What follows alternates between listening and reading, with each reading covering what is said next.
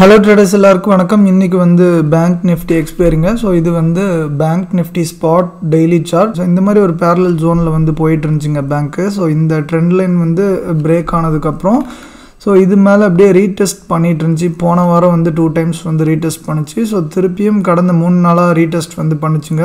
அதனால் மார்னிங்கே நம்மளுக்கு வந்து தெரிஞ்சு போச்சு, இந்த லைனுக்குள்ளே திருப்பி இழுத்துட்டேன்னா லைட்டாக வீக்னஸ் வந்து வரலாம் இன்றைக்கி அப்படிங்கிற மாதிரி அனலைஸ் பண்ணியிருந்தோம் இன்றைக்கி மார்னிங். அதுக்கப்புறம் மார்க்கெட் ஓப்பன் ஆன 5 மினிட்ஸ்லேயே நான் வந்து ஸ்டூடெண்ட்ஸ் கிட்ட சொல்லிட்டேன், ஸோ இன்றைக்கி வந்து பேங்க் வந்து வீக்காக தான் இருக்கும் அப்படின்னு. ஸோ ஏன்னா அந்த ட்ரெண்ட் லைனுக்குள்ளே திருப்பி வந்துருச்சு. ஸோ அப்போவே நம்மளுக்கு வீக்னஸ் இருக்குதுன்னு தெரியும். ஸோ அதுவும் நார்மலான வீக்னஸ் இல்லைங்க, ரொம்ப பெரிய ரெட் கேண்டில். ஸோ அந்த ரெட் கேண்டிலுக்கு மேலே பாருங்கள் டெய்லி சிபிஆர் வந்து இருந்திருக்கு. சிபிஆர்லேருந்து தான் ஃபுல்லாக இழுத்துருக்காங்க. ஸ்பாட்டில் மட்டும் இல்லைங்க, ஃபியூச்சர்ஸ்லேயும் டெய்லி சிபிஆர்லேருந்து இழுத்துருக்காங்க. ஸோ நல்ல நேரோவாக வேறு இருந்திருக்கு சிபிஆர்.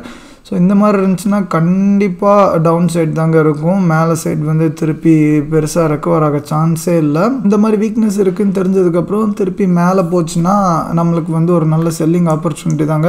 ஸோ ஸ்பாட்டையும் ஃபியூச்சர்ஸையும் அட் அ டைமில் நீங்கள் வந்து பார்த்துட்டே வரணும். ஏதாவது ஒரு இடத்துல நல்ல சிக்னல் வந்து கொடுப்பாங்க, சம்டைம்ஸ் 2 இடத்துலையும் கொடுப்பாங்க. ஸோ இங்கே பாருங்கள், ஸ்பாட்டில் வர்றதுக்கு முன்னாடியே ஃபியூச்சர்ஸில் ரொம்ப தெளிவாக சிக்னல் வந்து வந்துருந்துச்சு. ஸோ இங்கேருந்து பிடிஎல்ல ரிஜெக்ட் பண்ணிகிட்டே இருந்துச்சுங்க. அதுக்கப்புறம் திருப்பி அக்ரெசிவாக மேலே போகிறப்பையும் பிடிஎல்லும் இந்த 20 EMAயும் சேர்ந்து கான்ஃப்ளூயன்ஸாக வந்துச்சு.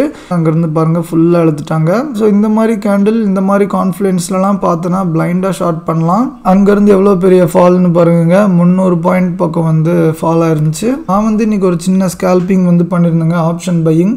ஸோ இந்த மாதிரி நான் வந்து கொஞ்சம் ரேராக பண்ணுவேன், வீக்லி 1 or 2 வந்து பண்ணுவேன். ஆனால் அதெல்லாம் இதுக்கு முன்னாடி நான் வீடியோஸில் காமிச்சதே இல்லை. ஸோ இனிமேல் இதையும் அப்பப்போ காட்டலாம் அப்படின்னு நினச்சிருக்கேன். ஏன்னா நிறைய பேர் நம்ம ஆப்ஷன் செல்லிங் மட்டும்தான் பண்ணிக்கிட்டு இருக்கோம் அப்படின்னு நினைக்கிறாங்க. ஆனால் ஆப்ஷன் பையிங்கும் நான் வந்து பண்ணிகிட்ருக்கேங்க. நம்ம ஸ்டூடெண்ட்ஸும் ஒரு 100 பேர் பக்கம் இருக்காங்க. அதில் 90 பேர் பக்கம் பையர்ஸ் தாங்க, மீதி ஒரு 10 பேர் தாங்க செல்லர்ஸாக இருப்பாங்க.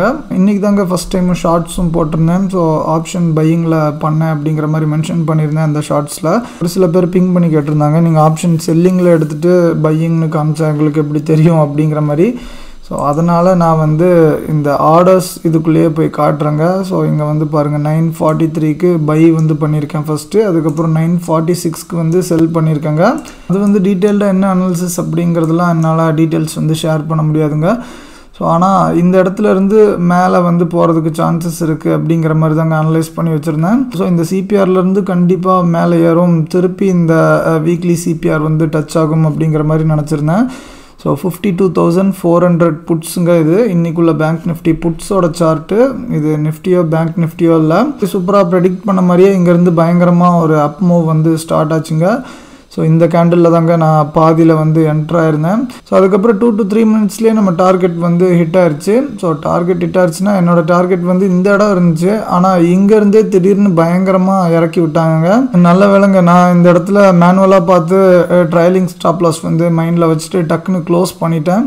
அதுக்கப்புறம் என்ன நடந்திருக்குன்னு பாருங்கள், ஃபுல்லாக கீழே பட்டு திருப்பியும் சிபிஆர்லேருந்து மேலே போய் நம்ம நினச்ச டார்கெட் வந்து ஹிட் ஆயிருக்கு. நான் கண்டிப்பாக இங்கே டெய்லி சிபிஆர்லேருந்து போகும், அப்புறம் வீக்லி சிபிஆர் வந்து டச் ஆகும் அப்படின்னு நினச்சிருந்தேன். ஆனால் பரவாயில்லைங்க, ஃபஸ்ட் டைம் ஏறுற மாதிரி ஏறி ஃபெயிலியர் ஆகி திருப்பியும் பயங்கரமாக ஒர்க் ஆகிருக்கு. ஸோ ஆனால் ஃபஸ்ட் டைம் வந்து நான் ட்ரையல் பண்ணாமல் விட்டுருந்தேன்னா என்னோடய ஸ்டாப் லாஸ் வந்து ஹிட் ஆகிருக்கும். நிறைய பேர் எத்தனை லாட்டுன்னு கேட்டிருந்தாங்க. பெருசாலாம் ஒன்றும் போடலைங்க, 30 லாட்ஸ் தாங்க போட்டிருந்தேன், 450 குவான்டிட்டி. ஸோ அது வந்து ஒரு 90 பாயிண்ட்ஸ் பக்கம் வந்து கேப்சர் பண்ணியிருப்பேன். 35,000 வந்து வந்துருந்துச்சுங்க. அந்த 35,000க்கு எவ்வளோ கேபிட்டல் யூஸ் பண்ணியிருக்கோம் அப்படின்னு பார்த்தீங்கன்னா 88,000 வந்து யூஸ் பண்ணியிருக்கோம். ஸோ 88,000ல் 35னா நீங்கள் கேல்குலேட் பண்ணி பார்த்தா தெரியும், 40%ங்க. அதுக்கு தான் தம்ப்நெயிலில் 40% ROI அப்படிங்கிற மாதிரி போட்டிருந்தேன். ஸோ இது ஏன் போட்டிருந்தேன்னா சர்க்காஸ்டிக்காக தாங்க போட்டிருந்தேன். அந்த ROI வச்சுலாம் ஒன்றுமே பண்ண முடியாது. ஏன்னா நேற்று நான் போட்டிருந்த வீடியோ வந்து பார்த்தவங்களுக்கு வந்து புரியும் நான் ஏன் இப்படி போட்டிருந்தேன்னு. ஸோ இந்த மாதிரி நம்ம ROIலாம் கேல்குலேட் பண்ணி வச்சு எந்த ப்ரோஜனமும் இல்லைங்க. ஓவராலாக மந்த் எண்ட் வந்து நம்ம நெகட்டிவில் போயிட்டோன்னா ஒவ்வொரு ட்ரேட்லேயும் இந்த மாதிரி 100-200% ROI எடுத்து கூட எந்த ப்ரோஜனமும் இல்லை. ஸோ நேற்று போட்ட வீடியோ வந்து பார்க்காம இருந்தீங்கன்னா தயவு செஞ்சு போய் பாருங்கள். வீடியோ வந்து நான் டிஸ்கிரிப்ஷனில் கொடுக்குறேன். இந்த ட்ரேட்டுக்கு அப்புறம் நிறைய ட்ரேட்ஸ் வந்து டெம்ப்ட் ஆச்சுங்க. ஸோ எடுக்கணும்னு. ஸோ ஆனால் நான் வந்து ரொம்ப பல்ல கடிச்சிட்டு கண்ட்ரோல் பண்ணிகிட்டே இருந்தேங்க. ஸோ திருப்பியும் ஸ்கேல்பிங் வந்து பண்ணக்கூடாது அப்படின்னு. ஏன்னா அந்த மாதிரி நிறைய டைம் பண்ணி வந்த காசை வந்து விட்டுருக்கேன். ஏகப்பட்ட டைம் வந்து விட்டுருக்கேன். ஏன்னா இந்த மாதிரி பயங்கரமாக அனலிசிஸ் பண்ணி ஒரே ஒரு டைம் தாங்க எடுப்பேன். ஸோ அதுக்கப்புறம் எடுக்கிறதுலாம் நான் வந்து சும்மா இஷ்டத்துக்கு எடுத்துகிட்டு இருப்பேன். ஸோ எல்லாருமே அப்படி தாங்க பண்ணுவாங்க. ஸோ அதனாலேயே லாஸ் ஆகும். அதனால் எப்படியோ கண்ட்ரோல் பண்ணி ஸ்கேல்பிங் வந்து திருப்பி பண்ணாமல் இருந்தேன். ஆனால் அதுக்கப்புறம் 1 மணி பக்கம் தாங்க அட்டெம்ப்ட் ஆகி லைட்டாக சின்ன குவான்டிட்டியில் செல்லிங் வந்து எடுத்திருந்தேன். அதுவும் ரொம்ப டைட்டான ஹெட்ஜ் வச்சு ஒரு 15,000 வந்தால் போதுங்கிற மாதிரி கால்குலேட் பண்ணி எடுத்திருந்தேங்க. ஆப்ஷன் பையிங்கில் 35,000 வந்து ப்ராஃபிட்ஸ் வந்துருச்சு. இன்னும் ஒரு 15,000 மட்டும் எடுத்தோன்னா ரவுண்டாக 15 இருக்குமே அப்படிங்கிறதுனால அட்டெம்ப்ட் ஆகி எடுத்தேங்க. இங்கே 52,100 வந்து செல் பண்ணியிருந்தேன். ஏன்னா இந்த இடத்துல ரொம்ப நேரமாக தேய்ச்சிட்டே இருந்திருக்காங்க. ஸோ எவ்வளோ நேரம்னு பாருங்கள், 10:35 2 மணி வரை கண்டினியூஸாக இந்த மாதிரி தேய்ச்சிட்டே இருந்திருக்காங்க. ஸோ இந்த மாதிரி ஆச்சுன்னா 90% ஆஃப் தி டைம்ஸ் வந்து கண்டிப்பாக இந்த லெவலை வந்து பிரேக் பண்ண மாட்டாங்க. ஸோ அதே டைமில் 52,100 நல்ல புட்ஸும் பில்டப் ஆயிருந்துச்சு. ஸோ அதனால் இதை பிரேக் பண்ணாலும் திருப்பி எப்படியும் மேலே ஏற்றிடுவாங்க அப்படின்னு தைரியத்தில் தாங்க இந்த இடத்துல வந்து புட் வந்து செல் பண்ணியிருந்தேன். பரவாயில்லைங்க, ரொம்ப டைட் எட்ஜ் வச்சதுனால கொஞ்சம் தைரியமாக ஹோல்ட் பண்ணேன். ஏன்னா இந்த இடத்துலலாம் பயங்கரமாக மரண பீதியை கிளப்பிட்டான். அதே மாதிரி 3 o'clock இன்னும் ஹெவியான சம்பவம் வந்து பண்ணிட்டாங்க. இங்கே நிறைய செல்லர்ஸ் வந்து இன்றைக்கி சரியான அடி வாங்கியிருப்பாங்க.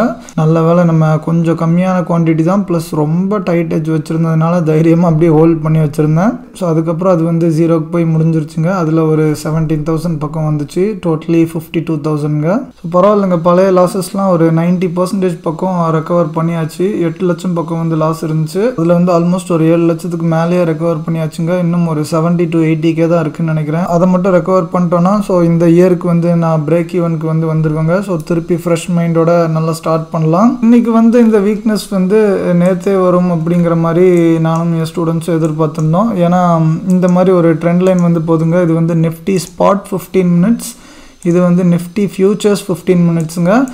ஸோ இந்த மாதிரி ட்ரெண்ட் லைனில் கடந்த 4-5 நாளாக சூப்பராக பவுன்ஸ் ஆகிட்டு இருந்துச்சுங்க. ஸோ நேற்று மார்னிங் வந்து இதை உடைக்கும்னு நினச்சேன். ஆனால் ஃபஸ்ட்டு கேண்டிலே செம்மையாக இந்த மாதிரி புல்லிஷாக வச்சுட்டாங்க.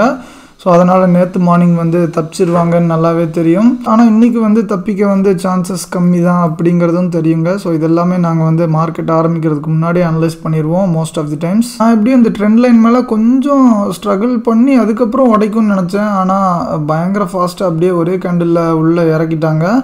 ஸோ இந்த கேண்டிலும் சேம் டைமில் இருந்தனா கண்டிப்பாக அது வந்து நல்லா வீக்னஸ் வந்து கொண்டு வரும். ஸோ இந்த கேண்டில் வந்து பாருங்கள், நிஃப்டி ஸ்பாட்டில் 10-15 கேண்டில் தான், நிஃப்டி ஃபியூச்சர்ஸ்லேயும் 10-15 கேண்டில் தான். ஸோ அதனால் சேம் டைமில் ரெண்டுமே பிரேக் ஆனதுனால கன்ஃபார்மாக இனி வந்து திருப்பி மேலே சைட் வந்து இன்றைக்கி வந்து ரெக்கவர் ஆகாது அப்படிங்கிறது நல்லாவே தெரியும். இங்கே விழுந்துட்டு திருப்பி எங்கேருந்து ரெக்கவர் ஆகிருக்குன்னு நீங்கள் பாருங்கள். நீங்கள் சிபிஆர் வந்து ஆன் பண்ணனா தெரியும். வீக்லி சிபிஆரில் இருந்து தாங்க அப்படியே கஷ்டப்பட்டு அடியிலேருந்து தூக்குனாங்க. ஸோ நிஃப்டி ஸ்பாட்லேயும் பாருங்கள் வீக்லி சிபிஆர்லேருந்து தான் தூக்குனாங்க.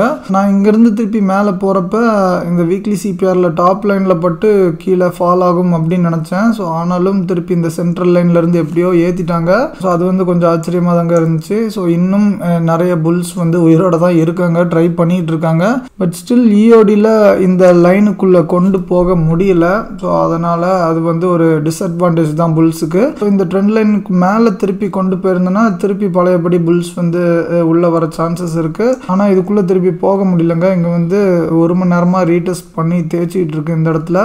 ஸோ ஸ்பாட்டில் மட்டும் இல்லைங்க, ஃபியூச்சர்ஸ்லேயும் அதே கதி தான். நாளைக்கு வந்து கொஞ்சம் டீசெண்டான கேப் அப் வந்து கொண்டு வந்தால் மட்டும்தாங்க திருப்பி புல்லிஷ்னஸ் வந்து கண்டினியூ ஆகும். ஸோ கேப் டவுனும் கொஞ்சம் ஃப்ளாட்டான ஓப்பனிங் கிடைச்சாலோ 99% வந்து கீழே இழுக்க தாங்க ட்ரை பண்ணுவாங்க. அதுக்குன்னு கிராஷ் வர போதான்லாம் நினச்சிட்டு இருக்காதீங்க. ஸோ நிறைய பேர் கொஞ்சம் இந்த மாதிரி அக்ரெசிவ் ஃபால் வந்தாலே கிராஷ் வரப்போகுது அப்படிங்கிற மாதிரி பயந்துட்டு இருப்பாங்க. அப்படிலாம் ஒன்றும் இல்லைங்க, நார்மலான ப்ராஃபிட் புக்கிங் தான். ஸோ இங்கே வந்து டே சார்ட்டில் பாருங்கள் பயங்கர அக்ரெசிவாக ஏறிட்டே இருந்திருக்கு. ஸோ இந்த இடத்துல 20 EMA வந்து கிராஸ் பண்ணிச்சுங்க June 5th. இன்னி வரைக்கும் திருப்பி அந்த 20 EMAக்கு வந்து வரவே இல்லை. யூஸ்வலி அந்த மாதிரி அப்படியே கொஞ்சம் கொஞ்சமாக பவுன்ஸ் ஆகி போனால் தான் நல்லது. ஆனால் இவ்வளோ அக்ரெசிவான ரேலி வந்து போட்டான்.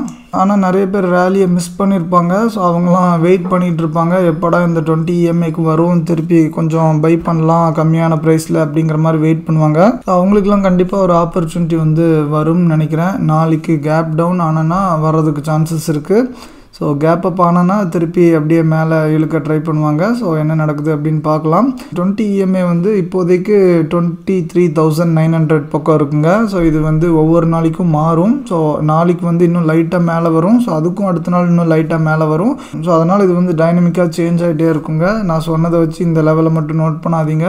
டெய்லி இது வந்து மாறுறதுனால நீங்களே உங்களோட சார்ட்டில் போய் மேனுவலாக செக் பண்ணுங்கள். இந்த 20 EMA கண்டிப்பாக பிரேக் பண்ண மாட்டாங்கன்னு நினைக்கிறேன். ஸோ பிரேக் பண்ணனா கண்டிப்பாக இந்த 23,670 பக்கம்லாம் வருங்க. ஸோ அதெல்லாம் நம்ம வந்து அப்புறம் பார்க்கலாம். அதுக்கெலாம் இன்னும் நிறைய டைம் இருக்குது. நிஃப்டி தாங்க கொஞ்சம் தள்ளி இருக்குது 20 EMAக்கு. ஆனால் பேங்க் வந்து பாருங்கள் ஓரளவுக்கு பக்கம்தாங்க இருக்குது. ஸோ பேங்க்லேயும் நீங்கள் வந்து இந்த 20 EMA இடத்த நோட் பண்ணுங்கள் நாளைக்கு. ஸோ அதே இடத்துல இன்னொரு ஹரிசாண்டல் சப்போர்ட்டும் இருக்கிற மாதிரி தெரியுது. ஸோ ஏன்னா இதுக்கு முன்னாடி இந்த ஸ்விங் அப்போ இங்கே ரிஜெக்ட் ஆகிருக்கு, திருப்பி இங்கேருந்து ஒரு பெரிய கேண்டில் வந்து ஃபார்ம் ஆகிருக்குங்க. ஸோ அதனால் இந்த இடம் வந்து ஒரு சப்போர்ட்டாக இருக்க சான்சஸ் வந்து அதிகமாக இருக்குது. ஸோ எக்ஸாக்ட்லி 20 EMAவும் கோயின்சைட் ஆகுதுங்க நாளைக்கு. ஸோ அது பேங்க்கில் என்ன லெவல்னால் ஒரு 51,800லேருந்து ஒரு 950 வர ஒரு 150 பாயிண்ட் இந்த இது வந்து கண்டிப்பாக நல்ல சப்போர்ட்டாக இருக்கும். ஸோ இது உடச்சிட்டோன்னா அடுத்தது இங்கே வரும், அப்புறம் 50 EMA வந்து வந்துடுவான். ஸோ அதுவும் கொஞ்சம் டைம் ஆகுங்க, இப்போ உடனே ஆகாது. ஸோ எனிவே இன்னும் 1 or 2 வீக்ஸில் பட்ஜெட் வந்து இருக்குது. ஸோ அதுக்கு முன்னாடி உனக்கு என்ன பிளான் பண்ணியிருக்கானுங்கன்னு தெரில. ஸோ உங்களோட எக்ஸ்பீரி வந்து எப்படி போச்சு இன்றைக்கி அப்படின்னு மறக்காமல் கமெண்ட் செக்ஷனில் கமெண்ட் பண்ணுங்கள். இன்னொரு நல்ல வீடியோவில் சந்திக்கலாம். நன்றி.